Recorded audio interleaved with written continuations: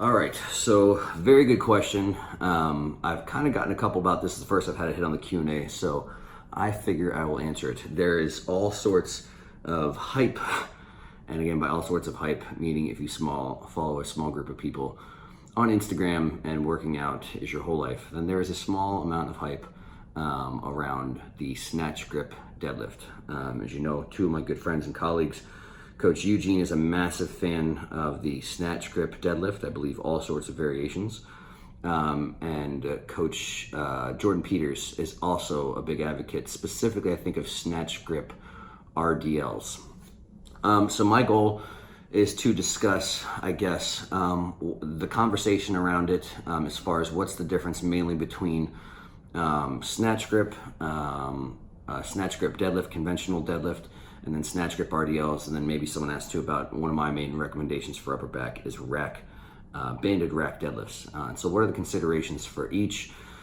Is there one better than the other? That whole conversation. Talk a little bit about maybe potentially the trade-off of a fatigue standpoint for what's the benefit of it. So first, I will address the big thing that hopefully will help disarm this. And this is something I've really kind of changed my wording first and foremost on whenever I'm trying to talk about exercise selection. If everybody knows, I have some principles that I try and really guide my exercise selection. And again, if you get your head wrapped around principles, then I think you're a little bit less easily swayed by a category of a tool as far as the type of exercise or what someone posts. It can be confusing. Someone's physique makes things confusing. The claimed results can make things confusing.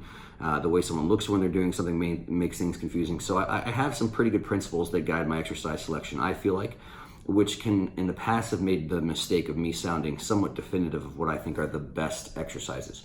I'm going to explain in a minute why I don't think there is a best exercise in reality. That being said, I don't think, especially as a coach, it's a bad thing to have a good recommendation of where to start. So I think most of the time when I say, hey, I'm going to write something on paper, I'm going to give somebody a place to start, they walk into the gym, they've got to have something to do instead of saying, hey, here's these principles, you go figure it out yourself. I think hopefully coaches have a purpose. We can try and give some people some good direct answers to actually make training decisions in the gym. So instead of saying that anything's a best exercise, I think it's a very educated place to start. Now, specific to this example, again, hopefully disarming this a little bit so nobody thinks that I'd give a shit about any specific exercise or in a team. When you're discussing exercises that are hypothetically, like let's make a list of exercises, and we'll rate them by letter, so then A+ is the best exercise, and if someone says I want to get jacked and they say, well, how good is jogging? And I'll say, well, jogging's probably an F for getting jacked. So within that, discussing exercises like this is basically discussing the difference between arguably, an A and a B+. So anything, this is where the human element comes in. Most people shit the bed because they don't do things well. Their form is shit. They don't do things progressively, so they don't continually push the level of effort and load, whatever things that are variables that you can progress over time, and they don't do it consistently. So again, most people that have amazing physiques, it comes from effort, and it comes from consistently applied progressive effort for decades. And so again, the outliers are the people that the best physiques in the world could take almost any of these ones we're discussing and have better physiques than 99% of the population because of those things. And so that's the big thing. I think it's worth discussing the differences between the exercises, but sometimes there tends to be the nerds, my people, I'm a nerd, that skip over that other part of effort applied well and progressively for a decade and get caught up on the part that doesn't really matter that much. It's the smaller piece of the equation for getting muscles is, again, which one of these exercises am I doing? Because again, any of these, done with 8 plates aside with amazing form, for 6 reps is gonna result in a very massive human being. So again, all of this goes out the window when actually coached. So again, how a coach can coach an exercise.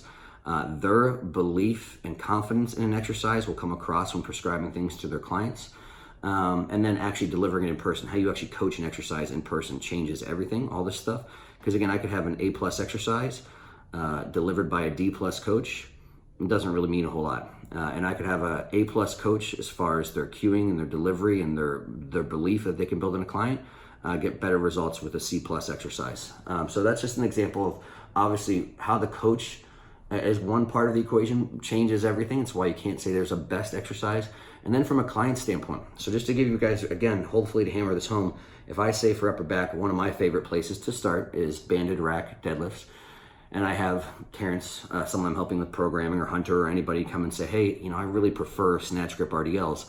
There's no conversation after that. I say, good, do your snatch grip RDLs. And I know that they're going to focus on the big part of doing them very, very well. They're going to progress them, and they're going to do them consistently, and they're going to lay down a shit ton of tissue. So even if I have a slight preference of where to start, for reasons hopefully I'll elaborate on, the overwhelming variable is still athlete, and an advanced athlete. You have Mrs. Jones coming in the gym.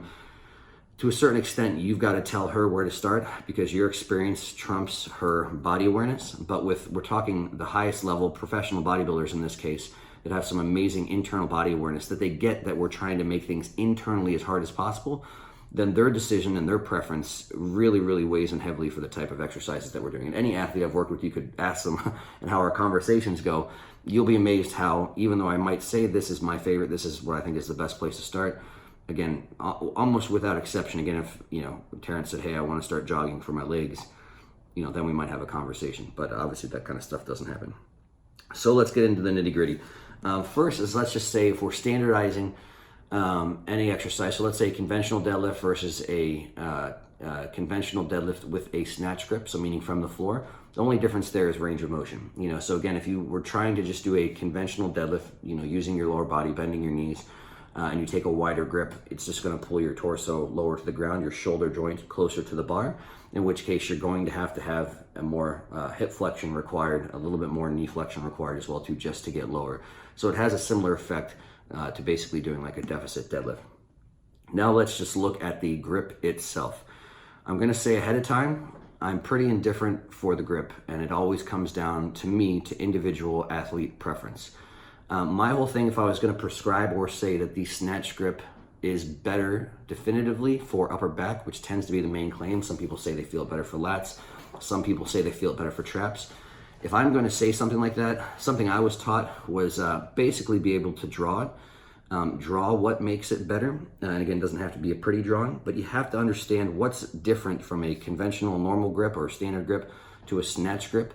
And again, obviously as you're in a much more abducted position with the upper arm, that can change your scapula position. Generally do a little bit of this type of stuff, potentially allow them to be in a little bit more of a protracted position, maybe. And obviously as you abduct your upper arm, you're changing the length of stuff at your shoulder joint, particularly stuff like lats are getting a little bit more lengthened. All that being said, your hands are fixed on a bar. So to be honest, mechanically, I don't understand what would make that definitively better for lats or definitively better for traps. But again, I don't really care for sure. Full disclosure, just so you guys know, full disclosure makes it sound like something important. That's on my list of things to talk about with people smarter than me. See what they would have their understanding. Again, if we draw things, I understand the positions, I understand the muscle length thing, I understand potentially what it could do for your humerus and your scapula. But it'd be interesting to see if there are any actual quantitative changes that I could definitively say, well, it's more demands of this or that. But because your hands are fixed on the bar, in my opinion, doesn't change a whole lot. Again, maybe the biggest thing, anyone that says that deadlifts are a great lat builder, it's really out of context. Do your lats work a lot? They work a lot from your own self-imposed tension. So meaning the biggest function of the lats, again, anyone accuses this whole packing type thing, which I think it's a huge muscle as far as just stabilizing your torso, stabilizing your shoulder joint. But again, it's how hard you pack that determines how much tension they produce. So maybe the argument would be because the lats are slightly lengthened, you can produce more tension. But again, I wouldn't definitively say that position in and of itself requires greater demands of the lats or the traps. And the one consideration I would absolutely add is if it decreases the amount of load you can hold on to because of grip, then I just think it defeats the purpose of everything. So if you can do everything the same with your lower body, with your hips, with your spine angle, and you can hold on to more load not using a snatch grip, then don't use the snatch grip. So the next things are, let's get into what's the basic difference between an RDL and let's say a conventional deadlift, a deadlift from the floor. The short answer is more range of motion at the lower body. So more knee flexion and more hip flexion, not necessarily more hips. So again, more knee flexion means in a conventional deadlift, there will absolutely be more quads if you're deadlifting properly. And more range of motion at the hips means more hip flexion. Because you're bent at the knee, it generally will mean that your glutes will be at full length. Again, if you're fully hip flexed, again, where your hips run out of range of hip flexion and your spine would be taking over, then basically it means full hip flexion is your glutes are fully lengthened. Because you're bent at the knee, the hamstrings will arguably not be fully lengthened, which all that means is you probably have more opportunity to use your glutes out of the bottom of a conventional deadlift than an RDL. I'm not saying you don't use your glutes a lot in the RDL. And again, individual, body mechanics and structure can change that for sure. But again, I would say you have a bigger opportunity just based off of length to use your glutes out of the bottom. So more lower body, definitely more quads, arguably more glutes. But with a standard RDL, your hips get about as far away from the bar as you possibly can. So technically, if we're using the same load on both, arguably, the moment arm is longer, that distance from the bar path to your hips is further apart. So arguably you produce more torque and more load at the hips with the same weight doing an RDL. And depending on someone's range of motion, depending on their amount of straight-ish knee hip flexion, arguably you can get your spine at a little bit of a steeper angle, a little bit closer to parallel to the ground doing an RDL. And generally, because you have a little bit more knee bend, hips a little further forward, your torso will be a little bit more upright for convention. So I would also argue, aside from there being more hips, again, in this case will probably translate to more hamstrings, still gonna be glutes, still gonna be adductors to a degree. There will also be a lot more load for a fixed weight on all of the erectors. So again, you have to imagine every single vertebra in your spine is a joint, and every single one of those joints wants to pull into spinal flexion. So every single erector, every single muscle responsible for spinal extension is being forced to hold those in place. So I'd argue an RDL also is going to place more load for a given weight on basically everything that are spinal erectors. So what would be the trade-off? I don't really arguably know. A lot of people say that, a traditional deadlift is too much CNS tax for what it's worth. And I don't know if I would agree with that. And I would say I don't really know what too much CNS tax means. I would make the argument basically that as you get more advanced, muscles require more stimulus and arguably to a degree more isolation. So it'd be the argument for someone not doing a back squat and going to a hack squat. Just for the reason that a back squat requires so much more other stuff involved that, again, so much of that load, there has to be so much focus on your torso musculature, your back, that you're not getting the amount of load and emphasis specifically to the glutes and to the quads. So if that's the argument, meaning, well, I don't want to have my quads involved as much in the deadlift, I don't maybe want as much glutes, I want to just have more hips and more, spinal musculature that's responsible for managing my spine position, then I would agree that the RDL is definitely more, for lack of a better word, isolated because it's taking some joints out of the equation. But the whole CNS tax thing, I don't really know what that means. Anytime you contract a muscle, there's a degree of CNS tax or fatigue. And there's peripheral fatigue, so meaning the stuff that you're actually coming as a result of those contractions causes fatigue right away. That's why you can't hit a max set 10 seconds later after a working set, but you wait 3 minutes and your performance will be massively improved. That's clearing peripheral fatigue.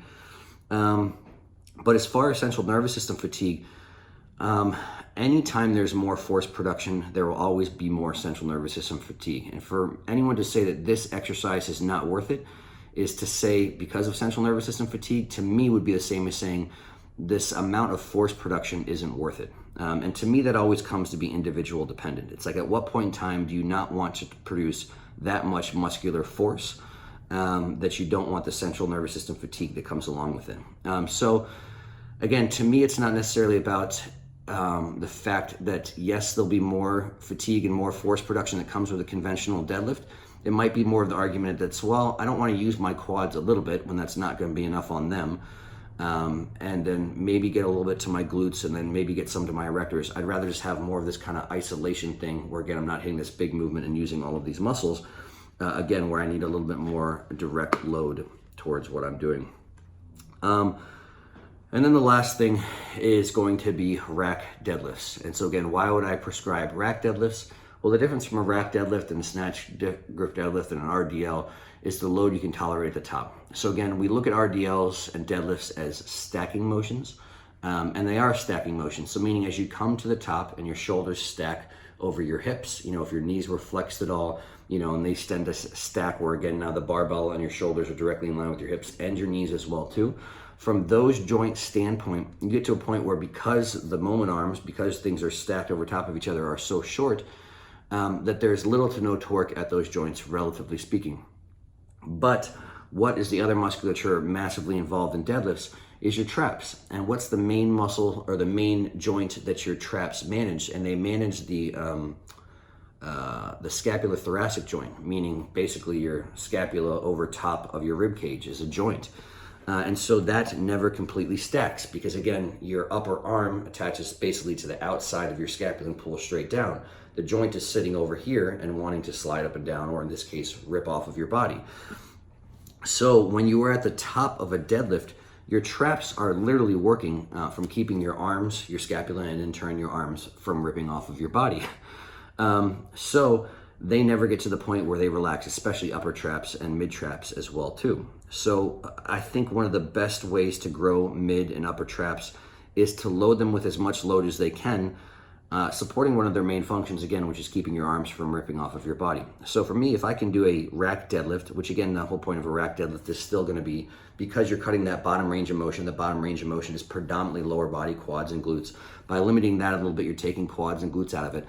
But by putting bands on it, I'm placing a load on my traps in that position, performing a function they can perform with a load that they can tolerate. So if I'm doing rack deadlifts with 600 pounds, I can do whatever, 8 reps or something with 600 pounds off the rack. But if I put bands on it, I mean, I got to measure my bands, but doubling up those bands, at least an extra 100, 200 pounds or so at the top. So let's be nice and estimate that it's 700 pounds. I can't rack deadlift 700 pounds for, 6 to 8 reps. But if I put bands on there, I can tolerate 6 to 8 reps of 700 pounds at the top. So for me, it's a matter of if one of the goals of my deadlifting is more upper back, meaning specifically mid and upper traps, bands are one of the only ways for me to get enough load in that position. And again, you could say the same thing. That's why farmer's walks can be effective exercises and things like that. Technically, everything's stacked. But if you've ever done really heavy farmer's walks, you know that literally half the function of your traps in that exercise is just keeping your arms from ripping off of your body. So I like rack deadlifts because they accomplish a little bit of everything for me. I'm still getting a little bit of I'm not getting quite in this RDL spine position. I'm getting a little bit more in this position. So I'm still getting some of that erector loading benefit. I'm still getting some hips working if I want some hips working, but I'm also really challenging my upper back, mid and upper traps with loads that I can't produce anywhere else. So what does that all mean? They're all great. They all have a place. I would say if your goal from deadlifting is a little bit more everything, which again, for some bodybuilders, I will agree at some point it kind of defeats the purpose, that a conventional deadlift from the floor arguably is not the best. And arguably too, because still the biggest muscle group involved there, in my opinion, is going to be glutes. If you want to do predominantly more erectors, so the goal is to get your spinal erectors loaded with as much weight as you possibly can, more specifically producing as much torque at all those individual vertebrae as you possibly can, pulling you into flexion. I would say an RDL is going to be the best, again, where you're getting your hips very far from your bar, from the bar path, getting your spine as close to parallel to the ground as you possibly can. And if your goal is to load upper back, specifically upper, mid, and upper traps with as much load as they possibly can while kind of still getting a little bit of everything, that's why I like banded rack deadlifts. And as far as snatch grip goes, try both. And if you have a preference, if you feel, again, if your goal is to train erectors, I don't see the point of doing a snatch grip. If your goal is to train upper back, then try it. And as long as it doesn't take away from your load and you feel it more than a traditional or conventional grip, then have at it. But if it takes away from your load and you don't feel it any more than a traditional or conventional grip, then don't do the snatch grip. So hopefully, if I worded that all properly, and I pretty much said there's not one better than the other, hopefully just kind of explain pretty clearly the differences between all of them. And again, you as an athlete need to kind of weigh all of those things, figure out which one, again, first and foremost, you can do well, you can do consistently, and you can do progressively, because that will determine results more than anything else. And then from there, use your own internal awareness of what is internally the hardest for the designated body parts you are trying to stimulate and train the most. And then from there, make an educated decision of which one you prefer.